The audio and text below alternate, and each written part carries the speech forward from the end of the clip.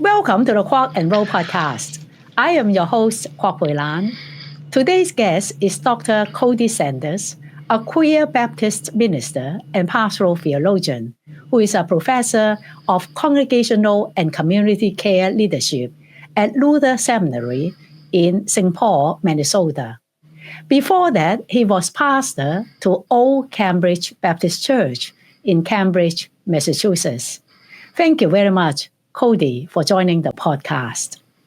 Thank you so much for having me, Dr. Kwok. It's so good to be here. Your scholarship and activism addressed LGBTQ concerns. As you know, transgender issues became politicized during the presidential election.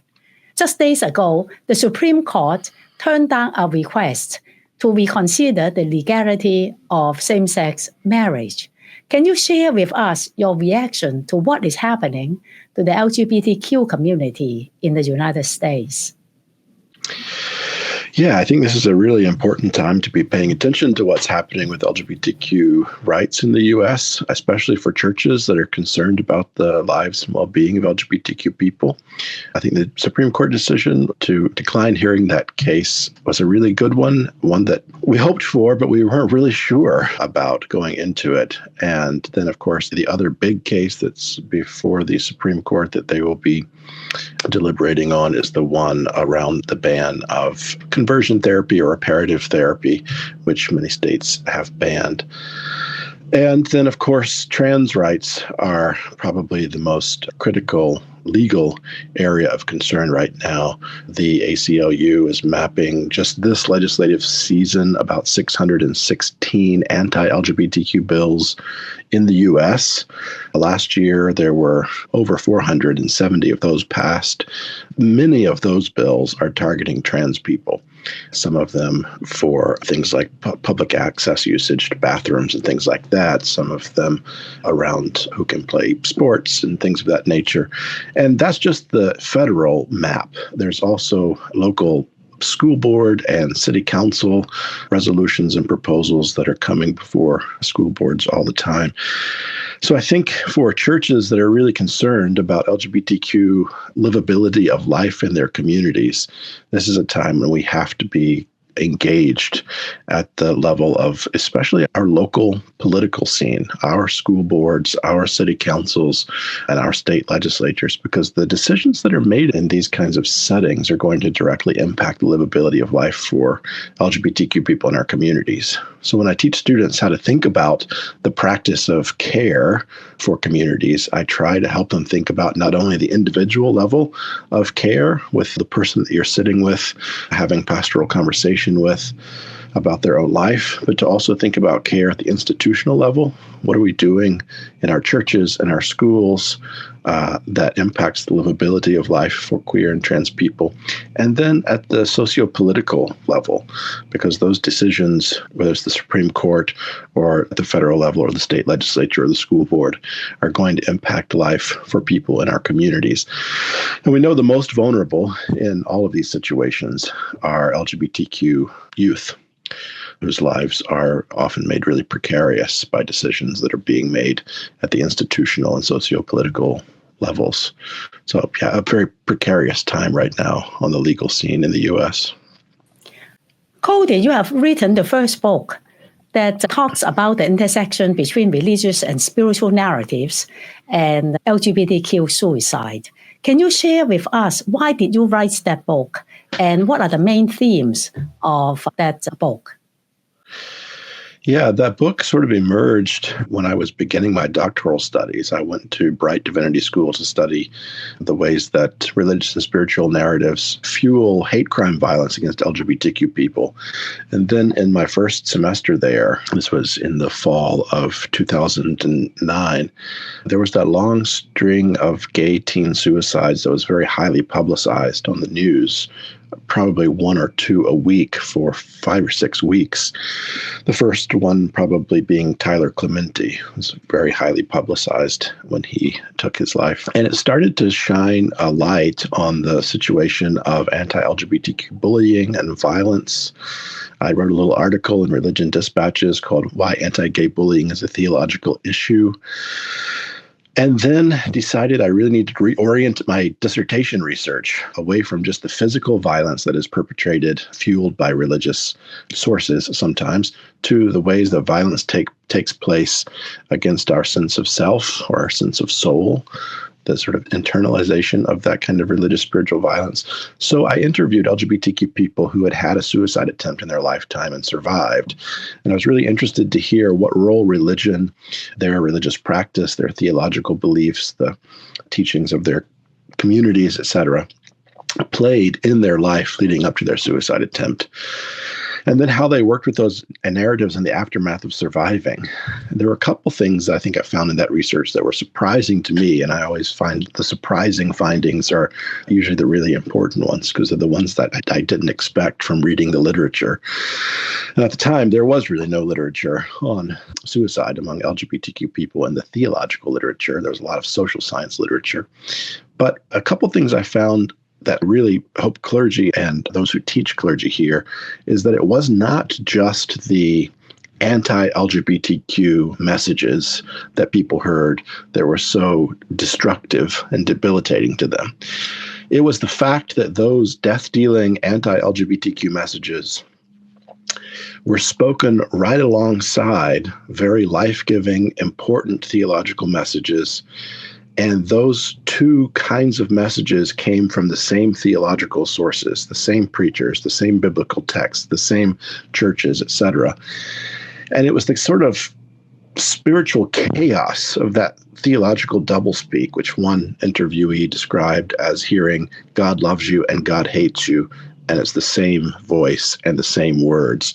And that kind of spiritual chaos created a lot of instability for people and a lot of what I thought of as sort of precarity of the soul for people leading up to suicide attempts. So all of the things we expect, the rejection, the spiritual violent messages, etc., were all part of it too. But it was the fact that there were also really important life-giving messages that described their relationship to the divine that they wanted to hold on to. But the struggle was to disentangle those messages from the death-dealing messages. And then when we got into the narratives on what it was like to survive a suicide attempt and how they refashioned their religious and spiritual lives, that so much beauty and creativity and queer theological joy came out of their stories, that I really wish more people could hear those narratives, because the ways that they undertook this refashioning of their spiritual religious life could be an inspiration to any of us in our religious and spiritual lives, taking responsibility for the ways that they not only made spiritual migrations, some people moved from one denomination to another, more affirming denomination, but oftentimes they made these spiritual refashionings at the margins of any community. I remember one man I interviewed, we called Thomas in the research, talked about the ways that when he left the church that had been so debilitating to him spiritually after his suicide attempt, that he didn't know that there were any other churches he could belong to. So he was alone for 30 years, working out his religious and spiritual life on his own. And at the end of his interview, I said, Thomas, everything you're describing is just so rich. It sounds like you've read a lot of queer theology. And he looked at me kind of perplexed and said, what is queer theology? He not only didn't have a church community to help him do any of these kinds of really important theological reworkings, he didn't even have any knowledge that there were people writing about this.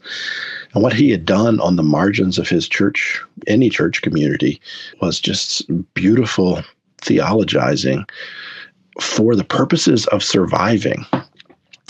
And that kind of inspiration, I think, is something the church needs right now. These are stories that need to be told more widely in our church context, because we have things to learn from LGBTQ people. We often think about the practice of affirming or welcoming or embracing LGBTQ people as the only work the church has to do.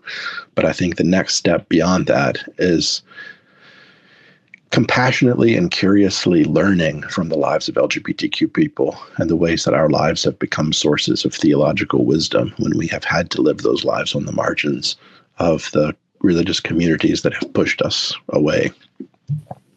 I certainly agree with you. Over the years, I have learned so much from my LGBTQ students, colleagues, and friends. Now, given that now we have developed maybe more literature on ministry and pastoral care for LGBTQ people, do you think that things have changed or they still remain the same? This is still a very marginal ministry and it has not affected the so-called mainstream, that is the dominant Christian tradition? That's a good question because I think it's a very uneven landscape. I can't say that things haven't changed because I have seen the churches that have changed. I've seen churches and whole denominations that I thought were just not going to make any movement on this, make huge movements in really compressed time frames that have kind of propelled them into solidarity with LGBTQ people in their community, when 10 years ago I thought this church or this denomination is never going to get there.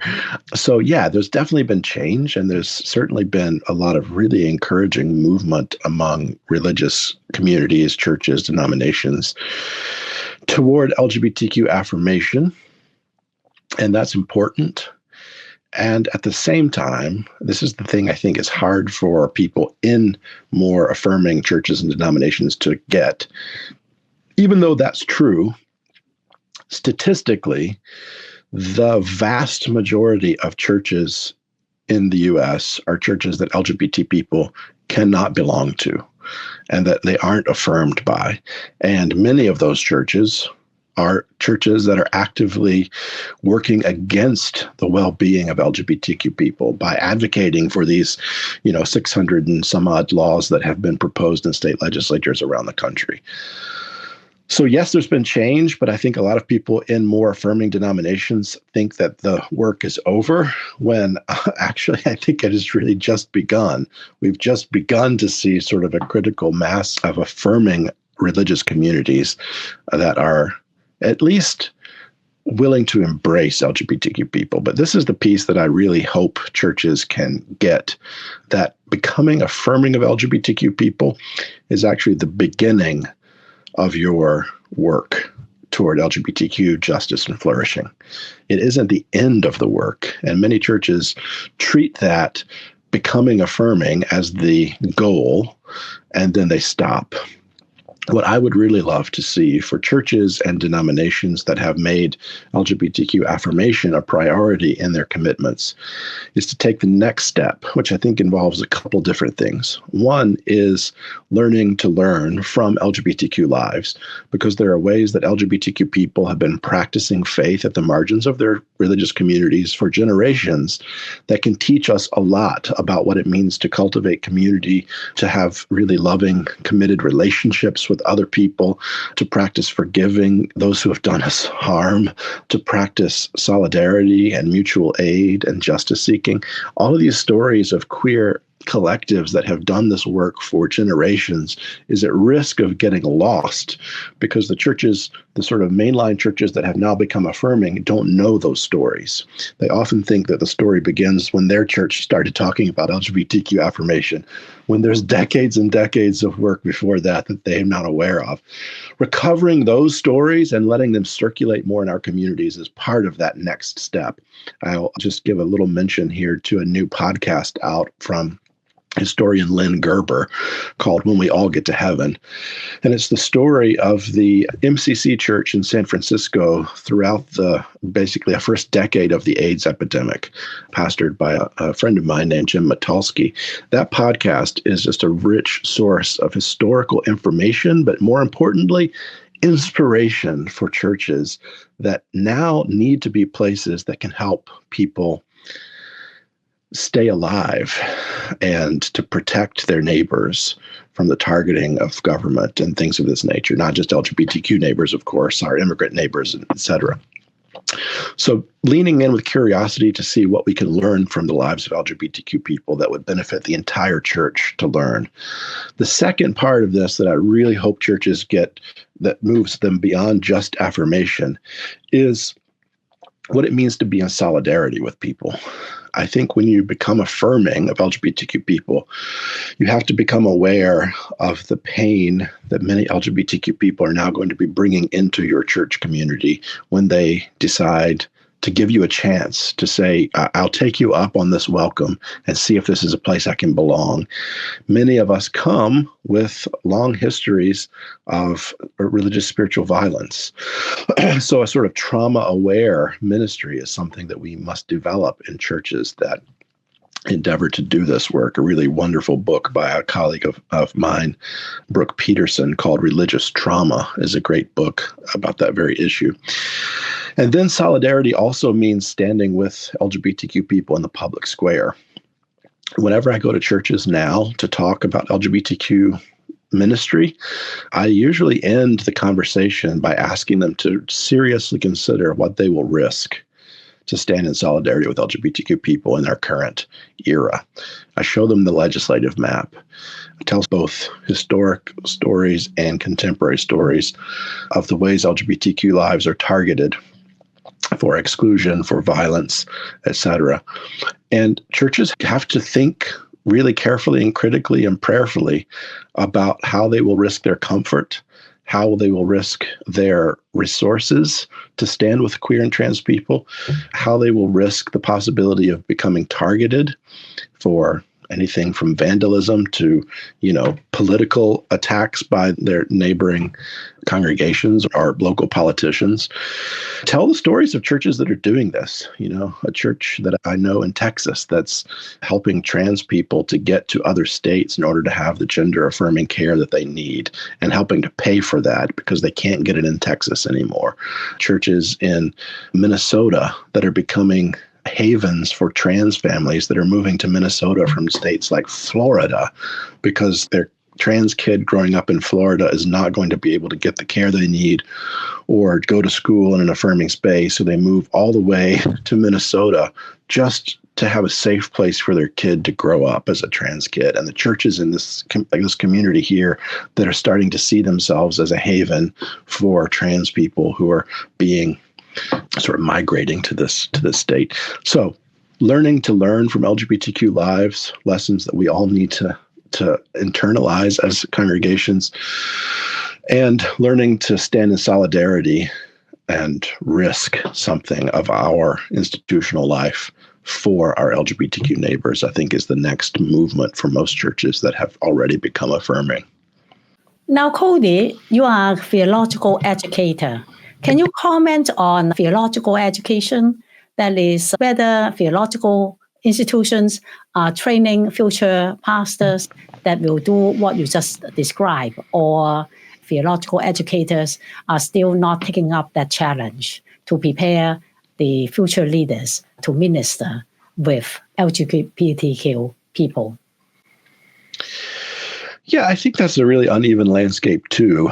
I know the places where I've been teaching for the last decade or so are places that do that really well. I started my teaching career at Andover Newton Theological School. Their commitment to queer affirmation and queer affirming ministry was really clear all those years ago. I continued teaching for many years at Chicago Theological Seminary, very upfront about their commitments to stand in solidarity with queer and trans people. I was educated at Bright Divinity School at TCU in Fort Worth, which is a very upfront queer affirming place. The reason I went there was to study with queer professors like Jaretta Marshall to help form my own ministry and scholarship around these commitments. And now I think about Luther Seminary, where I teach now in the last few weeks of a class on gender and sexuality, where I have a dozen or so students who are so clearly committed to learning how to do better than the church has done around LGBTQ inclusivity and justice. So yes, I think there are schools that are doing it. It's often, unfortunately, just with a class here or there that students kind of get to opt into or not. But there are also schools, I think, where that commitment is much more integrated into the whole curriculum, like Bright and like Chicago Theological and places like that. But I do think there are probably schools where, and I'm not just talking about more conservative schools that are explicitly anti-LGBTQ in their orientation. I'm talking about more mainline seminaries where students can opt in or opt out of learning to do really good, careful, caring ministry with LGBTQ people. And I think at this point in our history, we know the damage that churches have done in LGBTQ people's lives. So we are doing our students a disservice if we aren't ensuring that at some point along their seminary trajectory, they are getting good resourcing on how to be agents of healing and compassion and justice for LGBTQ people. So again, uneven, but whenever students come to me to say, I'm a queer or trans seminarian, where should I go to school? I used to have to really think carefully with them about what 3 or 4 places might you be able to go that you would have a good experience. Now I have a list so long that they could pretty much go anywhere in the country, any region they wanted to, and I could help them figure out a good seminary for them to attend. So I think we're doing much better, and the work now, it seems, is to more carefully integrate that commitment of LGBTQ ministry education and queer theological voices into the fullness of the curriculum at most schools.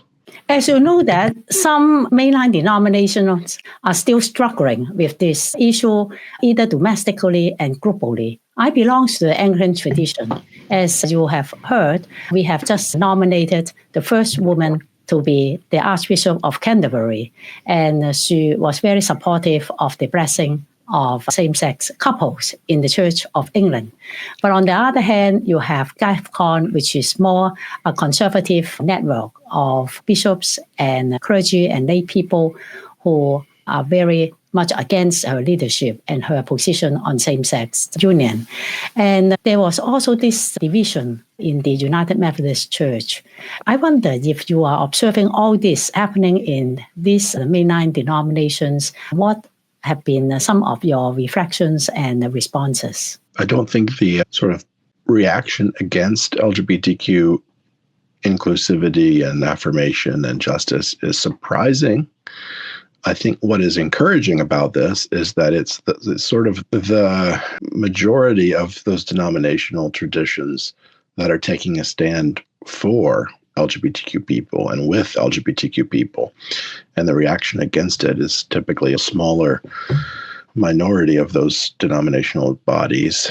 But it does, I think, lift up the kind of work we need to do around this that is not just the work at a denominational level of, hierarchy, but it's the work of helping churches and people in local communities to come around these concerns in helpful ways. I mean, I come from a Baptist context, so denominational pronouncements from the top don't really mean all that much, because the real change in any congregation comes from the congregation and then filters upward, ideally, rather than coming down. So in some ways, I feel like that is a gift that my more congregational tradition might have to offer other traditions, just the example of the ways that we have to work at the congregational level to help congregations come along in these sorts of commitments to affirmation and to justice. That's the work I get to do with a lot of churches when they invite me to come and to walk alongside them. And oftentimes they're churches that belong to denomination that's already made a statement, that's already made a affirmation kind of commitment. But now the church, the congregation, needs help figuring out what that means for them and figuring out how to live into that if they're going to live into that. Sometimes it's about hearing their stories and letting them hear stories of queer and trans faithful folks that they've not heard before. And those kinds of stories, I think, change people's potential to more fully embody the love, the compassion, the affirmation, the solidarity that we are moving toward in these denominational bodies.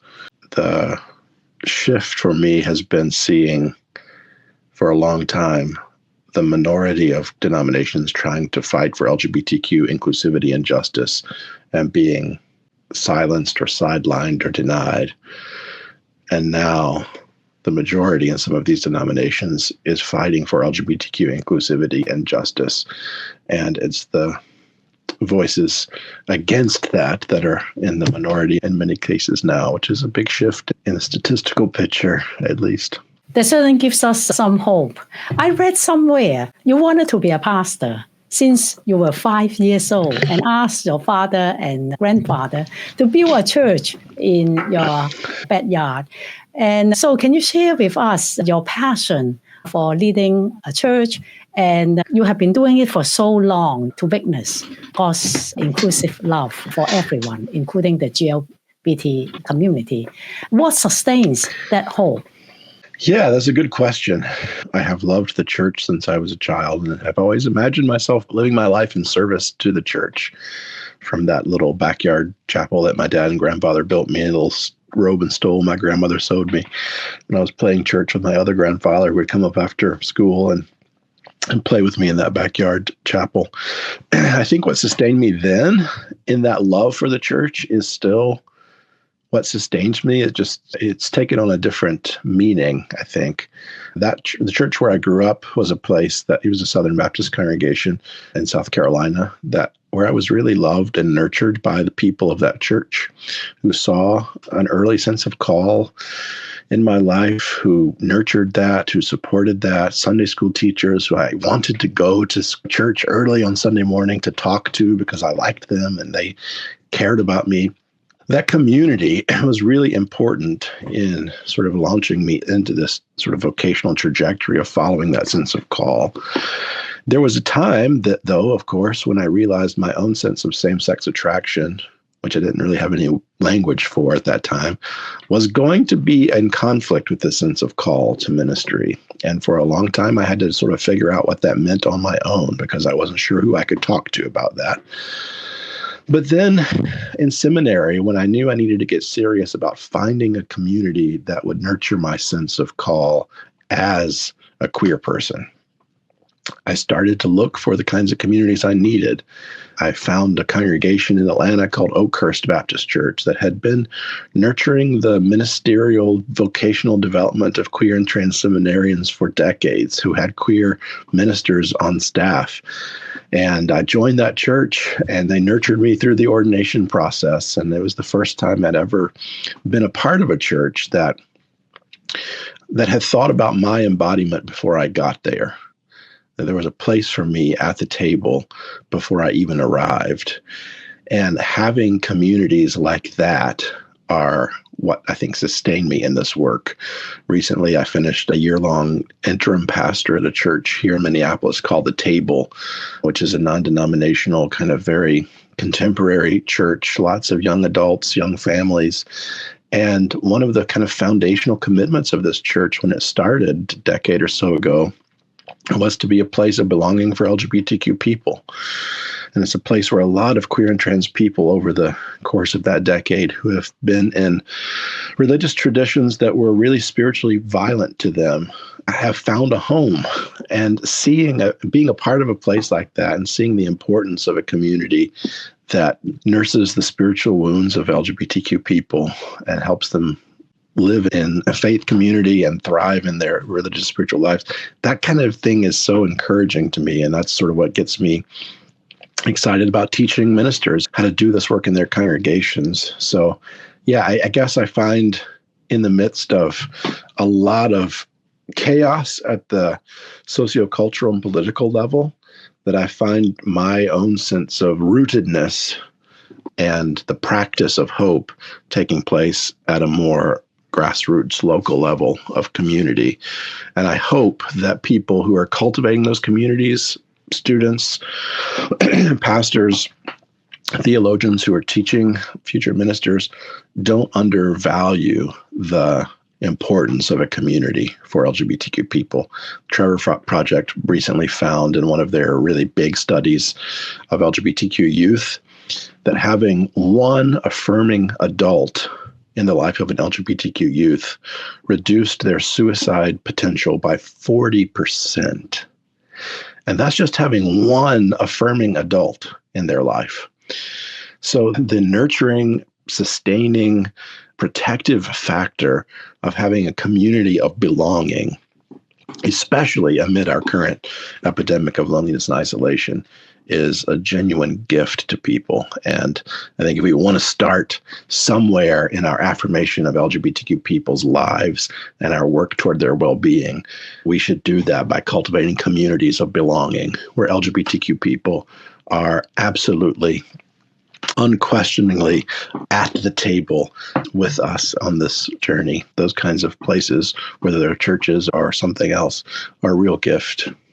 Thank you very much for your ministry and leadership and for the hope of the church. And if you like this episode, please click like, comment, and subscribe. Thank you very much indeed, Cody. Thank you so much. So good to be with you.